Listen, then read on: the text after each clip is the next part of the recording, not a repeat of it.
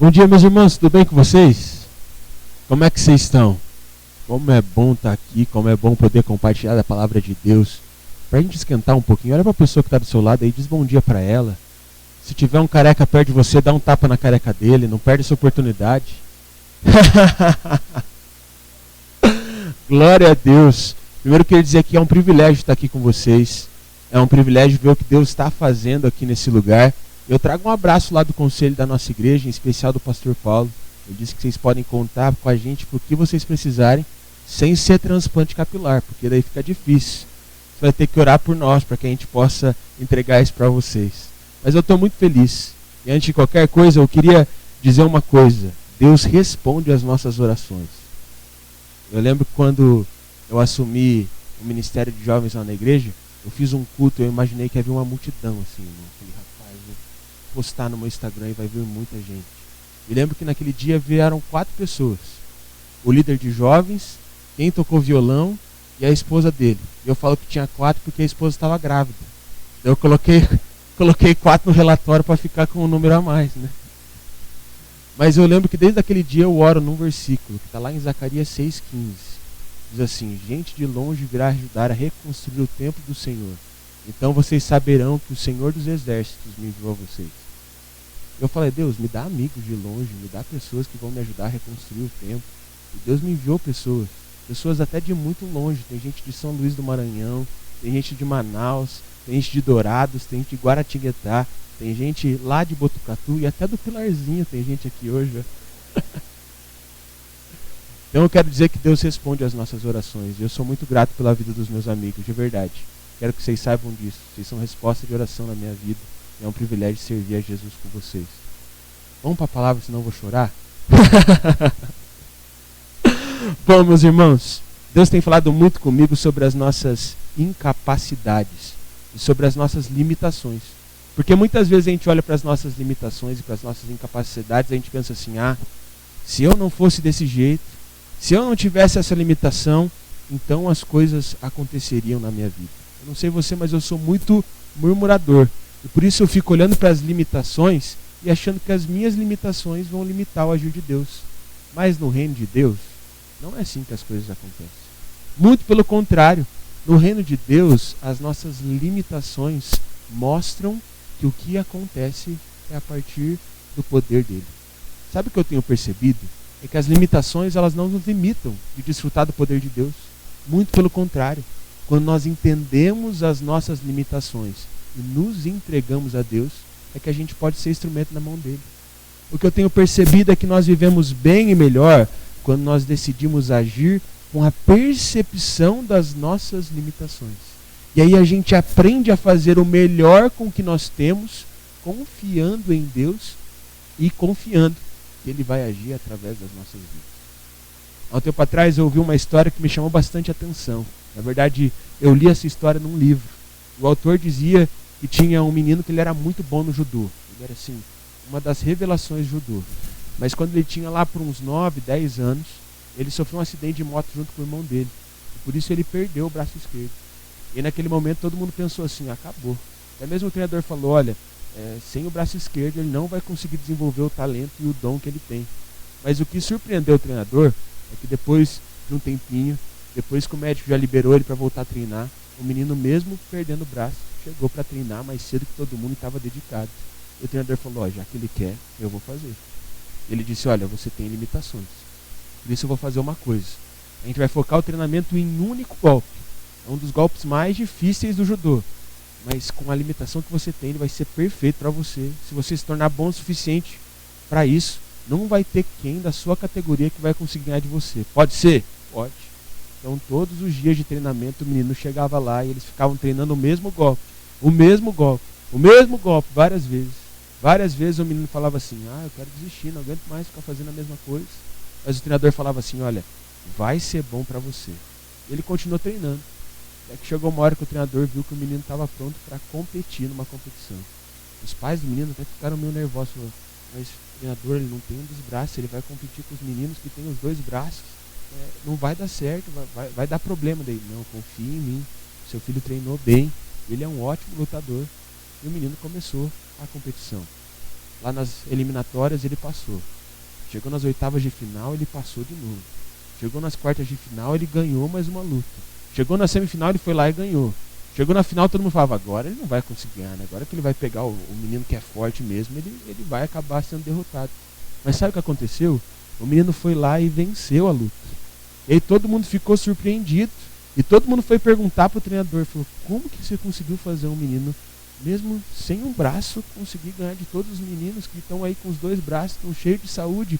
O que você fez?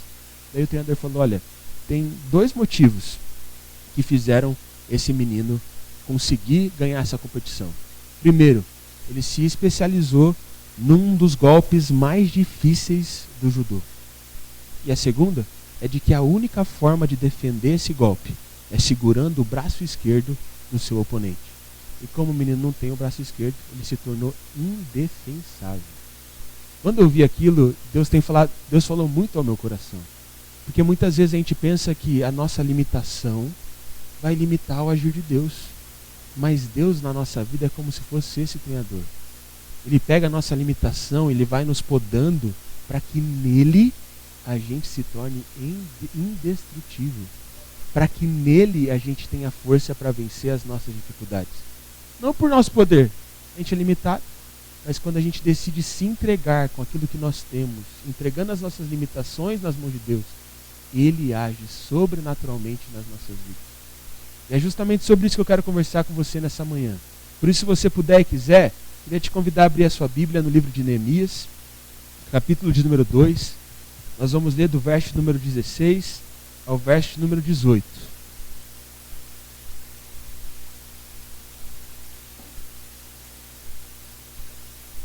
Neemias, capítulo de número 2, versículo de número 16 ao versículo de número 18. Eu vou ler a palavra na tradução NVI e eu espero que os irmãos consigam acompanhar essa leitura junto comigo.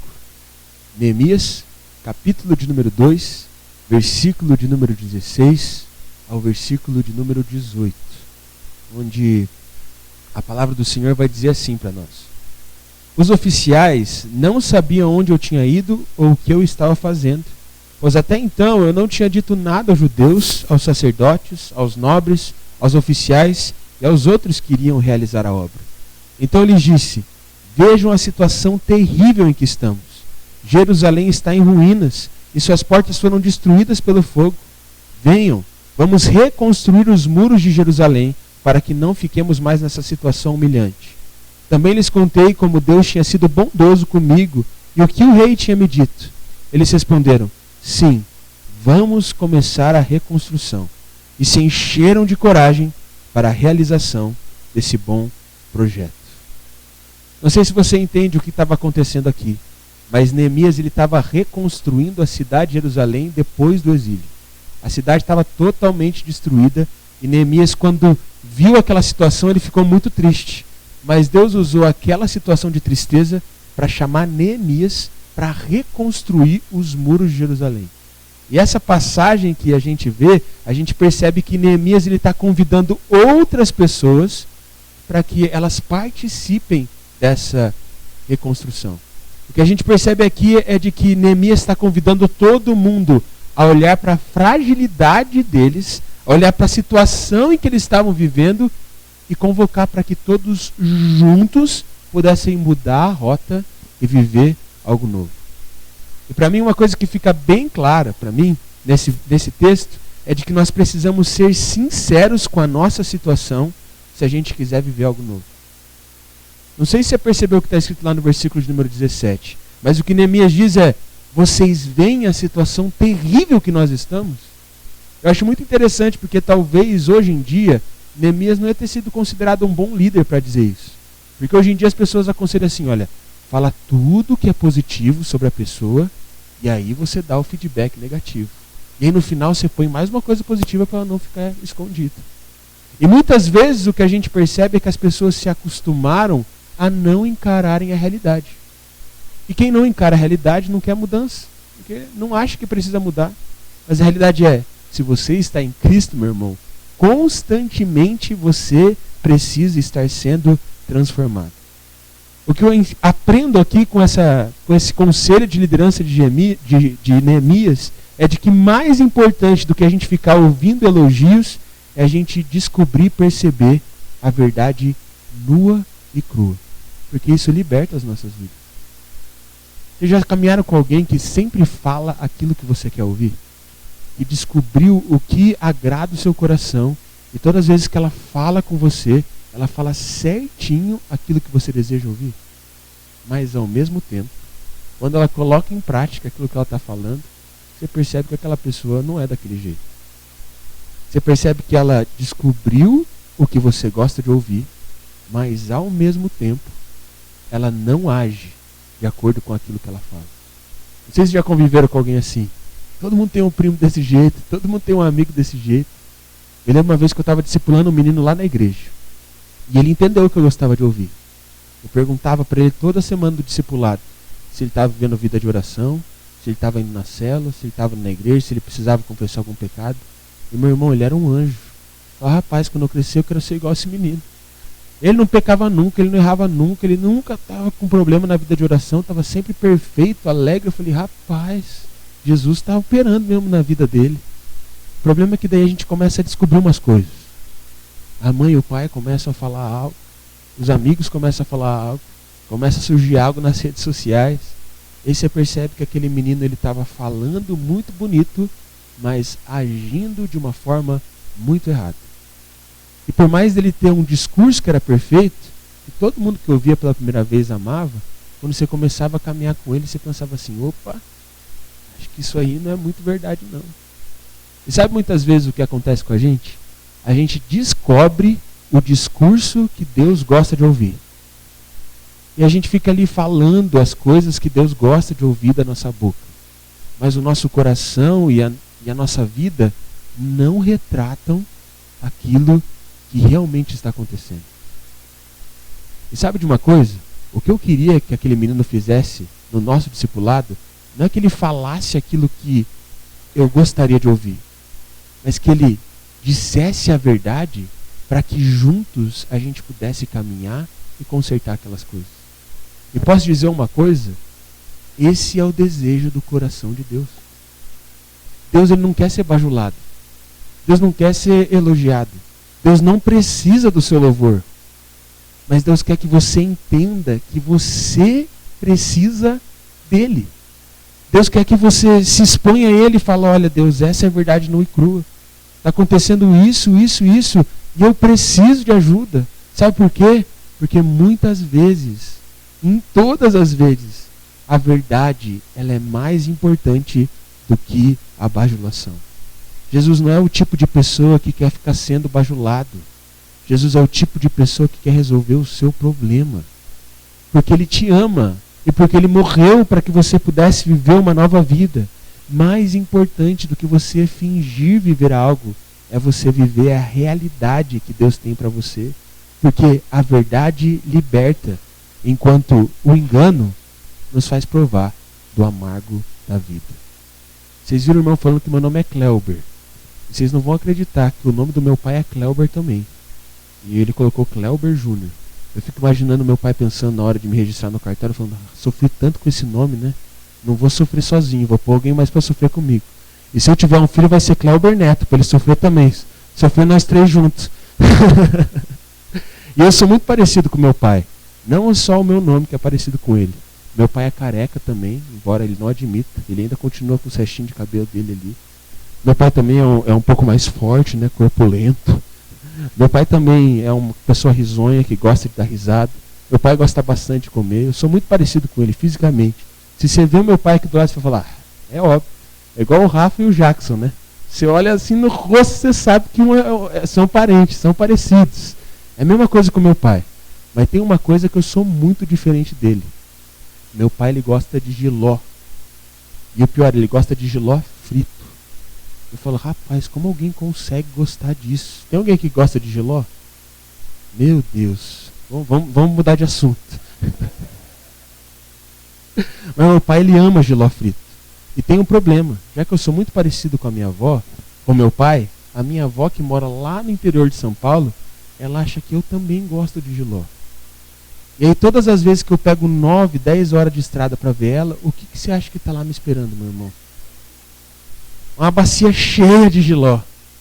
E eu fico muito constrangido, porque dá trabalho, né, se fritar o jiló. Eu fico muito constrangido de falar para minha avó: vó, não sou eu que gosto de jiló, é meu pai. Por isso que eu faço, eu pego a bacia, uma jarra de água do lado, e vou comendo jiló, quase que engolindo, para não sentir aquele amargo. Inclusive está sendo gravado isso aqui, que se a minha avó descobriu, acho que eu vou destruir. Vou destruir o coração dela, coitada. Mas eu fico com muita vergonha de dizer: vó, não sou eu que gosto de jiló. Porque ela se dedicou tanto para preparar aquilo para mim. Mas ao mesmo tempo, às vezes eu penso: a próxima vez eu vou falar que não gosto. Por quê? Porque a verdade pode até doer para ela no primeiro momento. Mas quando eu falar a verdade, aquilo vai fazer com que eu nunca mais prove do amargo do jiló. E muitas vezes a nossa vida está amarga porque a gente conta um discurso, mas não vive de acordo com ele. Por isso que está na hora de alguém fazer na nossa vida o que Neemias fez. Normalmente esse alguém é o Espírito Santo. Sabe o que o Espírito Santo fala? Olha para a situação que você está, meu irmão. Comendo uma bacia de jiló todo ano que você vem aqui. Olha a situação que você está, olha a situação da sua família. Olha o que está acontecendo na sua casa. Olha como está a sua vida espiritual. Vamos mudar isso. Porque é essa verdade que liberta. E quando a gente se levanta para essa verdade, a gente passa a viver na realidade o que Cristo preparou para nós. Mas para que isso aconteça, nós precisamos decidir não permanecer do mesmo jeito. Eu acho muito interessante o convite de Neemias. Porque Neemias, no versículo 18, quando ele convida o povo para reconstruir, Neemias fala: venham, vamos reconstruir o muro. Eu fico pensando, né? Neemias podia ter levado lá um PowerPoint bonitinho, igual vocês têm aqui na escola bíblica. Neemias poderia ter feito estratégias, ter chegado lá com tudo pronto, o plano definido sobre o que você vai fazer, que dia que você vai fazer, que hora você vai fazer. Mas o que Neemias fez? Neemias falou: ó, tá aí um problema. Vamos juntos reconstruir isso? E sabe muitas vezes o que acontece com a gente? A gente fica aí esperando alguém do lado de fora fazer as coisas por nós. Nesse texto de Neemias, o que a gente pode entender é de que no reino de Deus não é assim. Não é o outro que faz por mim, mas eu que me decido levantar junto com o outro para que juntos a gente seja transformado. O que eu acho lindo do Evangelho, meu irmão, é de que Jesus ele nos convida a reconstruir as nossas vidas juntos e não ficar assistindo uma reconstrução. E muitas vezes tem muita gente que não prova da bondade de Deus, não prova do cuidado de Deus, não prova da realidade do reino de Deus na vida dela, porque ela está esperando um pastor se levantar, um líder se levantar, o pai e a mãe se levantar. Mas, meu irmão, a nossa vida muda quando nós decidimos juntos reconstruir o muro. Acredita em mim, quando você levantar, Deus vai levantar outras pessoas também. Mas você não precisa esperar do outro, é você que precisa ser despertado para essa nova realidade. Há um tempo atrás eu estava assistindo uma pregação junto com o Jonatas, ali em Santa Felicidade, numa igreja. E o pastor estava pregando sobre como ele estava tentando incentivar o filho dele a deixar as telas e ler mais livros. Ele tem várias metas lá para o filho. Se o filho ler livro, ele tem ali umas recompensas, é o que ele pode fazer. Por isso ele levou o filho na biblioteca dele e falou assim: ó filho, você pode escolher o livro que você quiser aqui. E o livro começou a escolher uns livros de avivamento. Em especial um avivamento que teve lá no país de Gales, há bastante tempo atrás. E o menino começou a ler aquelas histórias. E o menino começou a perguntar para o pai dele, falando: pai, olha isso aqui. Os cegos voltavam a ver. Olha isso aqui, pai. Pessoas vinham para a igreja quebrantadas, chorando. Olha isso aqui, pai. Os surdos voltavam a ouvir, as coisas aconteciam, igrejas eram plantadas do nada. Pode fazer uma pergunta, pai? Por que a gente não vê esses mesmos milagres hoje em dia? É aquela pergunta que os filhos fazem que os pais não sabem responder. Ele parou um pouquinho e falou: olha, filho, assim como você perguntou para o seu pai, eu vou perguntar para o meu pai. E eu te dou uma resposta. Pode ser? Pode. Ele foi para o lugar de oração. Ele falou que ele orava em cima daquela pergunta do filho várias e várias vezes, por vários e vários dias. Até que quando ele estava lendo o Evangelho, ele percebeu uma coisa. de que normalmente, quando Jesus pregava o evangelho, as curas aconteciam como resposta dessa pregação. Normalmente, no livro de Atos, as curas aconteciam como uma resposta dessa pregação. O evangelho era pregado e por isso as coisas sobrenaturais aconteciam. E sabe o que tem acontecido hoje? A gente não tem visto essas coisas sobrenaturais porque muitas vezes não é o evangelho que está sendo pregado. Porque o evangelho é muito bonito quando a gente assiste Paixão de Cristo. A gente chora, a gente fala, nossa, como Jesus me ama. Mas ao mesmo tempo o evangelho é muito difícil de ser vivido. Porque a gente entende de que não é só Jesus que foi crucificado. Naquela cruz a gente estava também. E o convite de Jesus não é para que a gente fique assistindo aquilo e chorando, porque tadinho, ele fez tudo que eu precisava. Jesus morreu para mostrar para nós que o caminho para vivermos uma nova vida é a gente se crucificar. É as nossas paixões serem deixadas de lado. Mas hoje, se a gente prega isso, as pessoas vão embora. Eu até fiquei surpreso que ninguém levantou e saiu aqui. Estava com medo disso acontecer. Porque quando a gente convida as pessoas a morrer junto com a gente, fala, não, aí é demais. Mas, meu irmão, é por isso que a gente não está vivendo os frutos do evangelho. Porque a gente está ouvindo e vivendo algo que é muito docinho, muito fácil para nós. Mas ao mesmo tempo são as coisas difíceis e as entregas que nós fazemos para o Senhor que nos fazem viver plenamente aquilo que Ele tem para as nossas vidas. O Evangelho nos ensina a morrer para nós mesmos. Eu posso dizer uma coisa? Quando a gente decide fazer isso, é que a gente encontra verdadeira vida. Por isso não fica assistindo os outros fazerem algo. Começa a reconstruir você, meu irmão. Começa a morrer você, meu irmão. Você vai ver que Deus vai trazer pessoas para morrer junto com você. E morrendo juntos, vocês vão encontrar vida. Muitas vezes, as coisas se tornam difíceis porque a gente não está disposto a tomar as decisões que são óbvias, mas são difíceis de serem tomadas. Há um tempo atrás eu fui para uma conferência lá em Belo Horizonte. E eu nunca tinha ido para Belo Horizonte. Irmão, não sei se é alguma coisa que tem na minha vida, mas eu acho que o Giló me persegue. Porque quando eu cheguei em Belo Horizonte, eu descobri que o prato típico de lá, além do feijão tropeiro, era fígado com jiló. Tem alguém aí que gosta de fígado e jiló? Levanta a mão. Pelo amor de Deus, meu irmão, no final do culto, vem aqui na frente, que tem alguma coisa errada na sua vida. A gente vai orar por você, chamar o pessoal da administração aqui. Tem alguma coisa estranha, até senti um negócio estranho aqui. Gostar de fígado com jiló? E eu lembro que quando eu cheguei lá, eu olhei lá para o mercado municipal e a porção do fígado com jiló estava super faturada, meu irmão, era R$45. E meu amigo que era mineiro falou, olha Juninho, quando você for lá, você tem que comer o fígado com jiló, porque é o prato típico, é o que as pessoas comem aqui. Só que daí eu comecei a pensar, eu falei assim, eu já não gosto de jiló. Com o fígado, já não ficou nada agradável, juntou duas coisas que eu não gostava. E era uma decisão tão óbvia de pensar, né? Eu comecei a pensar assim, se eu não gosto de fígado, se eu não gosto de jiló, por que eu vou pagar R$45? Mas eu fiquei pensando naquilo, sabe? Se eu voltar para Curitiba e alguém perguntar se eu comi fígado com jiló, eu falar que eu não comi. Mas no final ficou óbvio para mim. Se eu não gostava das duas coisas, eu tinha que dizer não. E disse não. Se você perguntar se eu gosto de fígado de jiló, eu oro por você, irmão, porque você precisa de algo na sua vida aí, porque isso não é comida de verdade não, vai comer outra coisa. E sabe o que eu tenho percebido? O que eu tenho percebido é que muitas vezes na nossa vida existem combinações que são óbvias, que estão nos destruindo, mas ao invés de morrer para elas, a gente continua vivendo essas coisas. Vou dar um exemplo. No teu trabalho lá tem as pessoas que são difíceis, as coisas não estão caminhando bem, você está triste, você está frustrado, mas ao invés de caminhar com as pessoas que te põem para cima, com quem que você caminha? Com o fofoqueiro, com o pessoal que fala mal do chefe. E aí você fica falando mal, fica falando. Meu irmão, só vai piorar as coisas. É uma combinação que não dá certo. Hoje em dia tem muitas pessoas com problemas de depressão, ansiedade.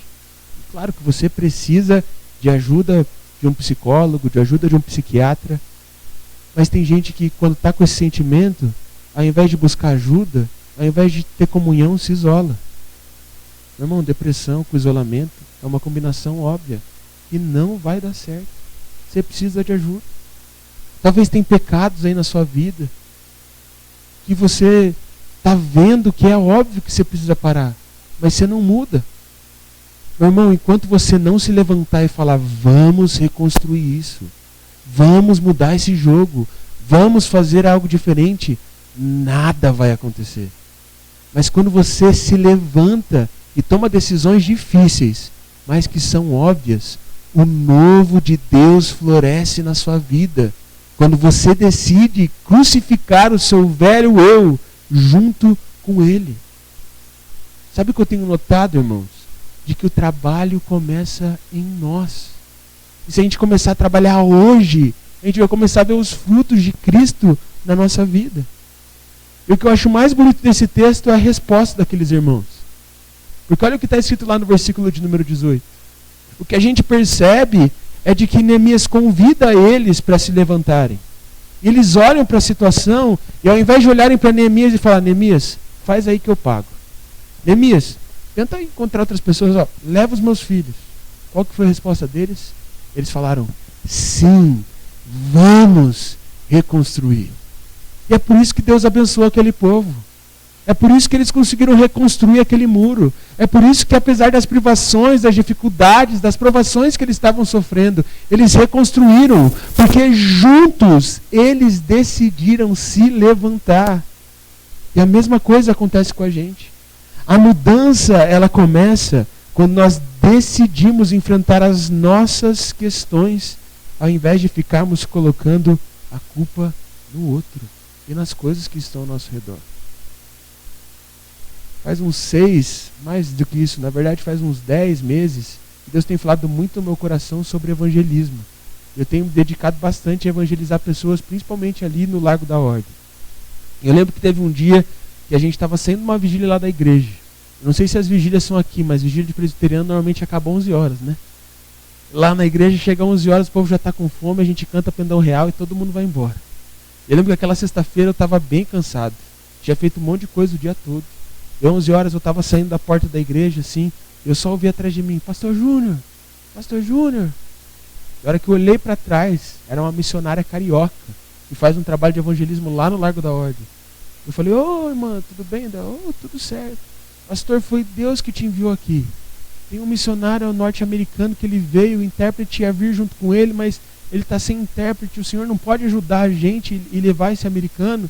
Irmão, confesso algo para você. Aquela hora eu só pensava no chuveiro da minha casa, na minha cama. Tudo que eu queria era chegar em casa, tomar um banho e dormir 12 horas seguidas. Era o que eu precisava. Era tudo aquilo que eu necessitava. Mas o Espírito dizia dentro de mim, vai. Eu falava, vou deixar, vou sim, interpreto junto com ele. E aquele americano saiu no Largo da Ordem cheio de ousadia. E aí ele foi lá na Trajano Reis. Eu não sei se vocês conhecem, mas a Trajano Reis é uma rua que só tem bar, irmão. Só tem coisa errada ali acontecendo. E teve uma hora que ele apontou para algumas pessoas e falou, eu quero falar de Jesus para aquelas pessoas ali. A hora que eu olhei para as pessoas, estavam tudo com a mão no bolso. Chegava alguém, colocava uma nota de dinheiro no bolso dela, ela tirava algo do bolso e entregava. Eu não sei o que ele estava vendendo, até hoje eu acho que é sonho de valsa. Tô brincando. Era droga mesmo. E eu falei para o americano, cara, ali eles são traficantes de drogas. Não é interessante. Esse lugar aqui, essa rua é muito perigosa. Eu moro aqui e eu nem venho aqui evangelizar. Não dá para ser assim. E eles estão traficando drogas ali. Mas o americano olhou para mim e falou, não, vamos lá, tem que ir. Eu falei, beleza então, tem que ir. E ele tinha um português bem fraquinho, assim, sabe? Eu lembro que ele começou a conversar com o irmão. E te digo, irmão, enquanto ele conversava eu nem prestava atenção. Você estava falando, Jesus, me liberta, cara, por favor. Ficava pensando ali já na capa da tribuna no outro dia, pastor é preso junto com o americano, porque a minha carreira vai acabar. Ficava pensando assim. Mas aí o americano foi falando, me pediu para traduzir algumas coisas. E sabe o que aconteceu? O traficante e 2 meninas que estavam junto com ele se converteram. Eles falavam assim, como que eu vou dizer não para Deus, se Deus enviou alguém lá dos Estados Unidos para falar do amor dele para mim? E os 3 se converteram. Irmão, eu confesso que eu fiquei muito feliz, mas eu fiquei muito envergonhado. Porque eu já dei muita desculpa. Deus me pedia para ir para lá, eu falava, não, Deus, lá é muito perigoso. Deus me pedia para ir lá, eu falava, não, Deus, lá é difícil. O pessoal vem de som de valsa até tarde. Lá não dá. Mas daí um homem corajoso, que decidiu ir, fez algo grande. Sabe o que eu percebo? Eu percebo que muitas vezes a gente fica colocando a culpa no outro, colocando a culpa no ambiente, colocando a culpa na Trajano Reis. E Deus só está falando, se levanta, meu filho, que eu vou te abençoar. Deus está olhando para a gente e fala, se levanta que eu vou fazer as coisas. Se levanta porque é a partir do meu poder e não do seu. E quando a gente encara essa verdade de que o trabalho começa em nós, isso nos liberta. E a gente percebe que ficar vivendo de vitimismo nos aprisiona. É por isso que as coisas não acontecem. Porque a gente fica nesse lugar de vítima. E Deus está falando, se levanta, porque eu vou te ajudar. Se levanta e olha para mim que eu vou fazer as coisas serem novas. Se levanta e olha para mim que eu vou fazer com que as coisas sejam transformadas. Há um tempo atrás eu confesso que eu estava um pouco triste. Porque eu lembro que eu pensava assim, que eu ia viver essa vida de evangelismo, discipulado, e que todo mundo ia querer me seguir, que todo mundo ia querer estar junto comigo, que todo mundo queria fazer isso. Mas eu fui percebendo que não era bem assim. Eu lembro que eu tive uma oração e uma conversa com Deus, e Deus falou, eu quero que você priorize 2 coisas na sua vida a partir de agora. Evangelismo e discipulado. Eu falei, tá bom, Deus, pode deixar, vou fazer isso. Eu comecei a priorizar evangelismo e discipulado.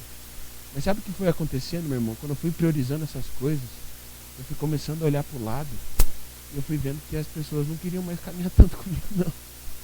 Fui percebendo que tinha muita gente que não queria morrer para si mesmo. Eu descobri que tinha muita gente que não queria fazer essas coisas, só queria, não, pastor, sai. Olha, Juninho, eu até quero ser teu amigo, mas eu não quero mais te ajudar nisso. Não quero mais te ajudar nisso. Olha, Juninho, eu gosto muito de você, mas isso aí que você está fazendo, eu não quero viver. Graças a Deus que Deus levantou um monte de gente que está querendo viver o mesmo que eu. Glória a Deus por isso.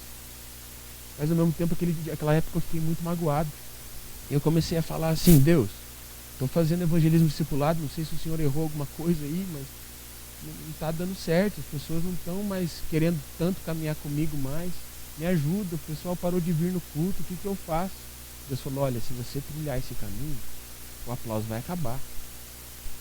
Tem problema para você? Eu falei, não, Deus, imagina. Eu não tenho nada de ego, Deus. Eu não preciso de aplauso, de aprovação das pessoas. Era o que eu achava. Mas o tempo foi passando e para mim foi ficando claro de que aquilo era um ídolo na minha vida. Eu lembro que teve um dia de uma situação que aconteceu, que eu cheguei no meu lugar de oração chorando. Eu falei, Deus, eu estou fazendo as coisas que você me pediu para fazer. E não está dando certo, as coisas não estão fluindo, as coisas não estão acontecendo. Está sendo muito difícil. Você tem certeza que o Senhor está certo, Deus? E naquela hora Deus olhou para mim e falou, olha, eu estou muito feliz com o que você está fazendo. Por que você está triste? Será que você não está triste porque o aplauso era importante demais para você? Será que você não está triste porque você idolatrava aquilo que os outros falavam sobre você? Será que você não está triste porque você queria mais ser aplaudido do que ser bem visto por mim? Naquela hora, Deus mostrou um ídolo no meu coração. E eu entendi que o problema não era os outros. Eu entendi que o problema não era aqueles que tinham ido embora. Eu entendi que o problema não eram aqueles que deixaram de me ajudar. Naquele dia eu entendi que o problema era eu. Doeu. Nossa, doeu. Mas aquele dia me libertou. Aquele dia me fez entender de que não é sobre os outros, é sobre Ele. E quando eu decido me levantar e caminhar o que Ele me pediu, caminhar da forma como Ele me pediu para caminhar, eu verei fruto. E o fruto não é uma multidão. O fruto não é aquilo que todo mundo quer. O fruto é saber de que eu sou filho amado do Senhor e de que Ele vai estar comigo em todo o tempo, em todos os lugares. Nós não precisamos esperar por aquilo que já está à nossa disposição. Essa paz, essa alegria, esse jeito de servir, esse jeito de viver a igreja está à nossa disposição e nós não podemos perder essa oportunidade. Prometo que é a última história que eu vou contar para vocês.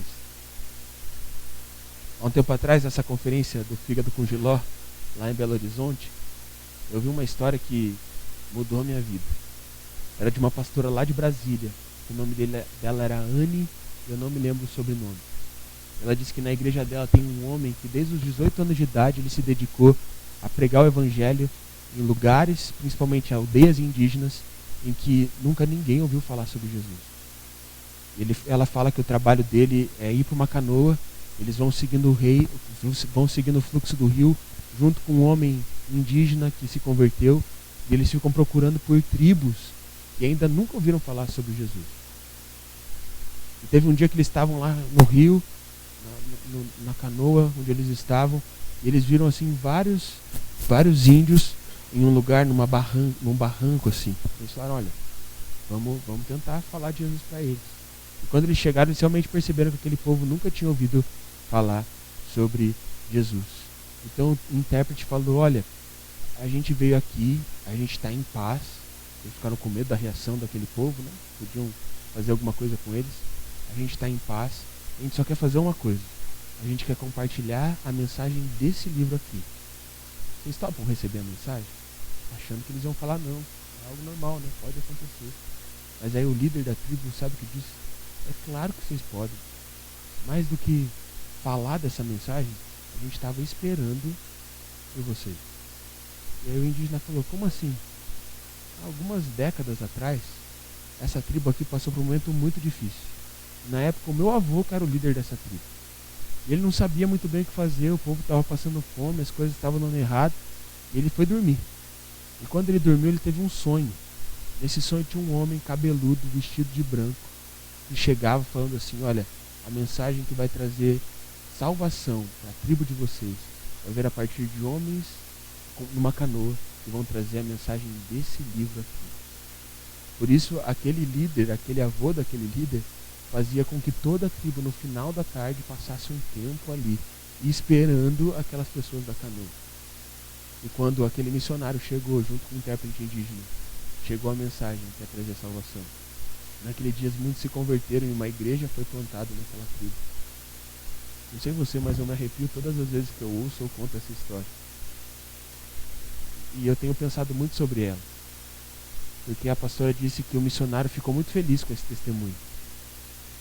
Mas ele falou assim, pastora, o que entristece meu coração é que eles tiveram que esperar décadas.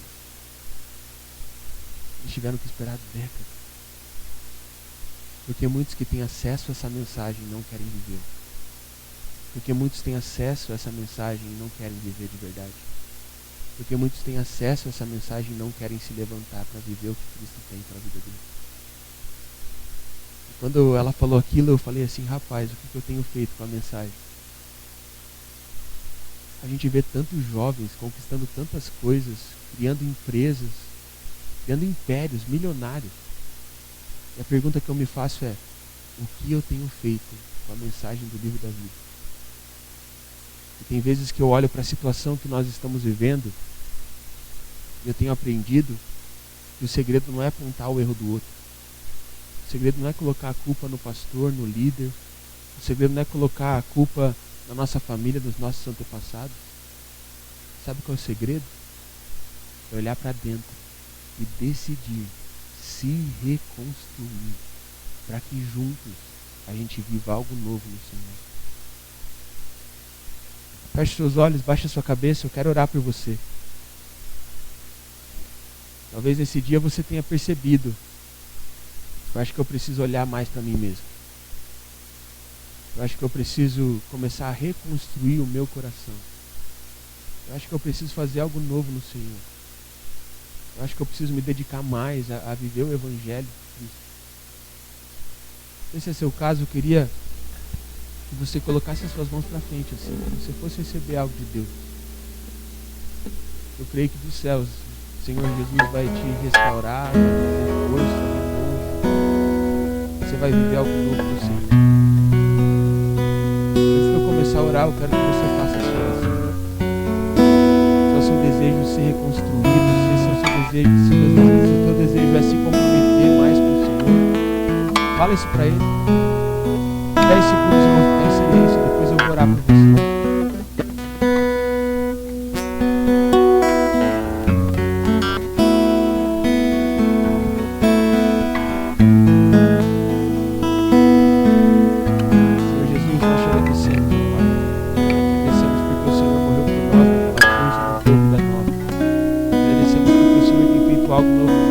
vidas e tem nos dado oportunidade de reconstruir aquilo que nós somos.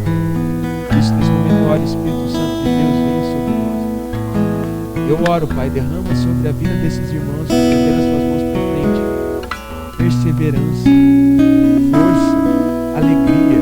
Derrama sobre eles uma fome insaciável pela sua presença, uma fome insaciável pela sua palavra, que eles desejam ser reconstruídos pelo Senhor, que eles se levantem, que eles sejam cheios do seu Santo Espírito e que eles possam ser renovados, transformados para a honra e glória do Senhor. Ó Senhor, eu oro, Pai, para que eles tenham experiências como eu tive. Eu oro para que eles tenham experiências mais maravilhosas ainda, Pai. Derrama dom sobre a vida desses irmãos, Pai. E que eles possam juntos se levantar, Pai. Que eles possam encarar a realidade e não sentirem medo em relação a isso. Mas que eles possam entender que apesar dessas limitações, juntos eles podem reconstruir. Gera algo novo no coração de cada um, Pai. E nos faz cada vez mais vivemos a realidade e a plenitude do seu reino, Pai. Nós desejamos a sua presença, nós ansiamos por mais de ti. Que essa seja uma realidade nas nossas vidas. Essa é a nossa oração. É isso que nós te pedimos. Em nome do Senhor Jesus que nós oramos. Amém.